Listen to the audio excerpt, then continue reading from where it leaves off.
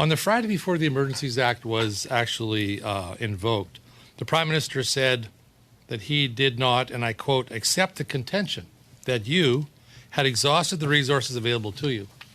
Now, Mr. Sloly, the Prime Minister, did he know what he was talking about? You had every resource you needed before the Emergency Act. Glen Motz questions ex-Chief Peter Sloly to admitting he had the officers and tow trucks before the invocation. Here's the clip. Thank you very much, and Mr. Sloly, thank you so much for your service, both in the military and in policing in this country. Thank you so much.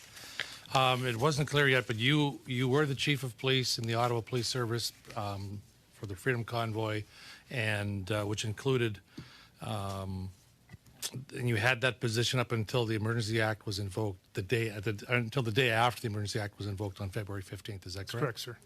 So in the weeks in advance of the arrival of the Freedom Convoy in Ottawa, did convoy organizers seek permissions and direction from Ottawa Police Service and or the City of Ottawa on where and how to park in the downtown core? Prior to the arrival, there were negotiations and communications between some of the convoy elements. Those communications included efforts from the Ontario Provincial Police and, yes, from the Ottawa Police Service, specifically our police liaison teams. So in other words, they were seeking permission on where to park, and that permission from the city and from the Ottawa Police Service was provided to them, which included emergency lanes on Wellington and side streets, et cetera. Is that correct?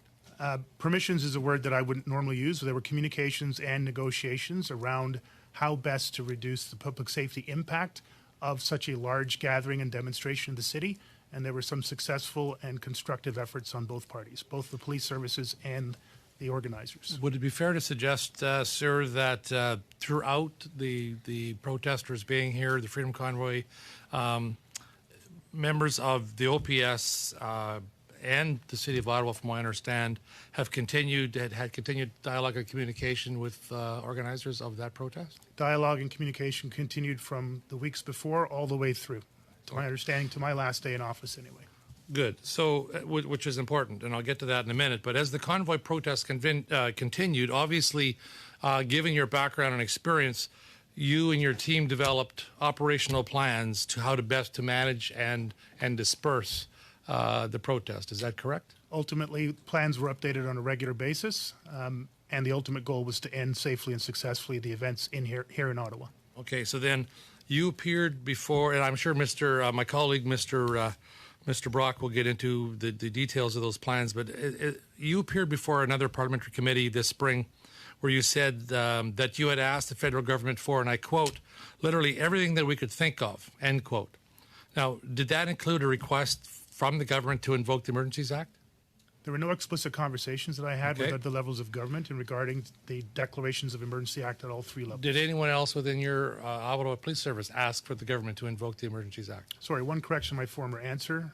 We did have conversations with the City of Ottawa around their emergency, but not the other two levels of government. Okay. Can you just repeat your question for me, sir? Did anyone else within your police service ask the federal government to invoke the Emergencies Act that you're aware of? Not that I'm aware of, sir. Now, what support did your police service request from the federal government during the convoy protest, and did the federal government provide you with the resources you requested, and in order for you to be maintaining order in Ottawa? The primary request that I made on a regular basis, continual basis, was resources, particularly more police officers and police-trained personnel. Secondarily, access to tow trucks, predictable access to a large number of officers, 1,800, and access to predictable, sustainable levels of heavy tow trucks. Asked for that. Yes, sir. So you asked for that. Did the government provide you any indication that that was something that you were going to receive? We received supports from both provincial and federal governments right from the beginning. Outreach prior to the arrival, we received OPP officers, RCMP officers, and we had that support throughout. After the official request for 1,800, there was a greater level of integration within our command structure, and we started to see a greater inflow of those resources, particularly over the last 3 to 4 days of my time in office, sir. Now, was there any shortcomings in what you requested? I wish I could have got it all within hours. But there are huge logistical challenges to gather officers from across the country that is actually experiencing a national security crisis with locations across the country. I believe our partners did their very best. Our policing partners, particularly the OPP and RCMP, did their very best. With your knowledge and experience, Mr. Sloly, have you been provided with the resources that you requested in a timely way? And when requested, would you have been able to clear the protesters in downtown Ottawa using the usual, normal, existing legal authorities without the use of the Emergencies Act? The plan that was in place on February 9th was designed without the declarations of the Provincial or Federal Emergencies Act. That said, components within both of those declarations were incredibly helpful to accelerate and safely end. You're right. Mr. events. Motz, I'm sorry, your 5 minutes is up. Thank you very much, Chair, and thank you again for being with us. Chair, were you going to stop my time for a second and ask about the time for the witness? Do that at the end. Well, thank you very much. Mr. Sloly, you had indicated to some of my colleagues' questions, and I just wanted to clarify. You indicated that you had tow trucks that were available to you. It wasn't safe to deploy them without the Emergencies Act. Wasn't safe to deploy them in certain areas of the Yeah, theater, but I mean, particularly the red so- zone. We deployed them in other areas. Right, but the thing is that you had them and they were available to you. You didn't need the Emergencies Act to get them. That's number one. Number two. Sorry, just to be clear, we did not have sufficient Fair tow enough, trucks but and you had them. predictable resources. We You had them. We had a So small number. you didn't need the Emergencies Act either to access resources. I know they. No, sorry, sir.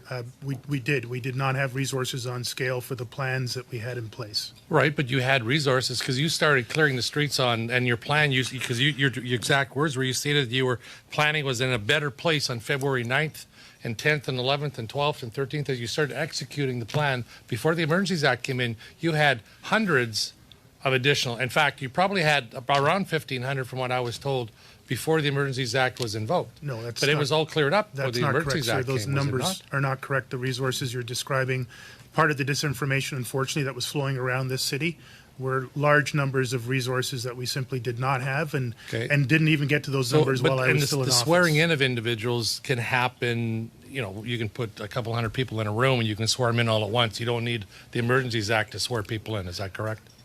There are different techniques for swearing Right. people in, yes, Okay.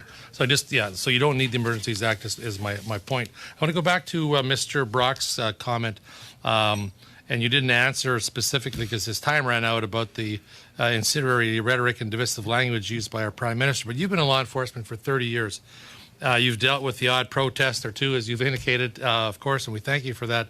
Has it not been your experience that when you have a dedicated and committed protest base, if the person or organization that they're protesting against or they want to be listened to by taunts them or insults them, surely that's more than likely to escalate the agitation and double down on the commitment rather than convincing a protester to walk away? Again, I can't put myself into the mindset of any group of the demonstrators and protesters that I've dealt with over 30 years.